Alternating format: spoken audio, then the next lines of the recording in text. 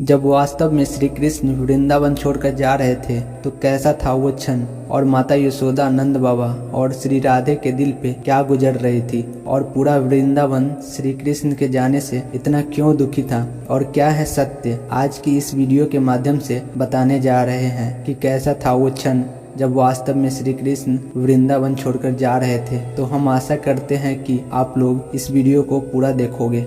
नमस्कार मेरे प्यारे दर्शकों, माइथो मैजिक में आपका एक बार फिर से स्वागत है।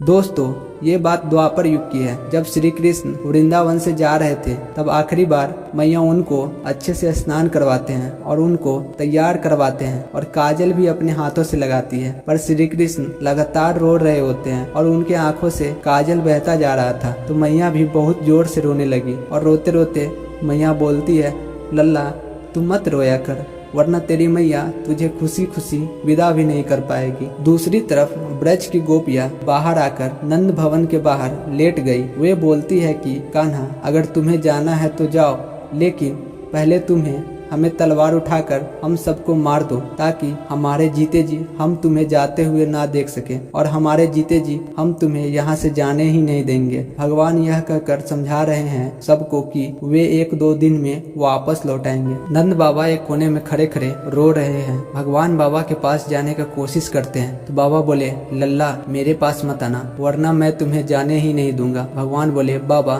क्या आपने लल्ला को जाते जाते एक आखिरी बार गले भी नहीं लगाओगे? बाबा फूट कर रोने लगे और बाबा बोले, कन्हैया काहे सता रहे हो अपने बूढ़े माँ बाप को, ज्यादा मत सताओ, हमारी प्राणें निकल जाएगी हमारी। भगवान दौड़कर बाबा के छाती से लग जाते हैं। बाबा बोले, कन्हैया जब जाना ही था तो यहाँ पे आया ही क्यों? भगवान बोले, बाबा तुम चिंता मत करो, मैं कल ही रुक कर परसों आ जाऊंगा।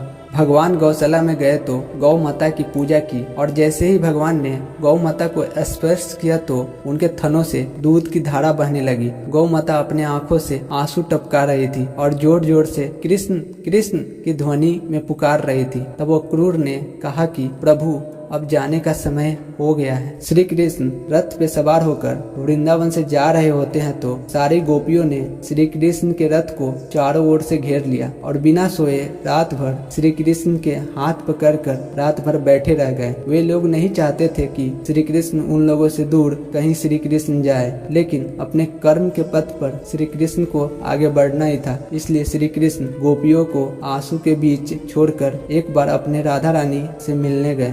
बताया जाता है कि राधा और कृष्ण कुछ ही पलों के लिए एक दूसरे से अंतिम बार मिल पाए, और उन कुछ पलों में श्रीमती राधा रानी और कृष्ण ने एक शब्द भी नहीं कहा एक दूसरे से, क्योंकि उनके बीच आत्मा का संबंध था। उन्हें अपने प्रेम की भावनाओं को एक दूसरे से व्यक्त करने के लिए शब्दों की जरूरत नहीं थी। एक तितली घूम रही थी जो कि वृंदावन में रहती थी, जो श्री कृष्ण के रथ के साथ उड़ रही थी। अनेकों संतों ने इस तितली के माध्यम से ब्रजवासियों का स्थिति का वर्णन किया है, क्योंकि उस समय एक भी ऐसा ब्रजवासी नहीं था जो कि अपने इस हालत का खुद से वर्णन कर सके। उस तितली ने जाकर श्रीमती राधा रानी की हालत देखी थी, जो कि वे जमीन पर लेटी हुई थी।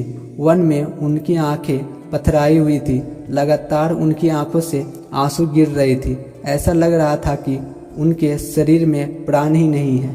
तब श्री कृष्ण उनके पास आते हैं और खड़े के खड़े रह जाते हैं। उन्हें समझ ही नहीं आता है कि उनका मौन कैसे तोड़े। कहीं ऐसा ना हो कि श्री कृष्ण के शब्दों को सुनकर राधा रानी की पीड़ा और बढ़ जाए।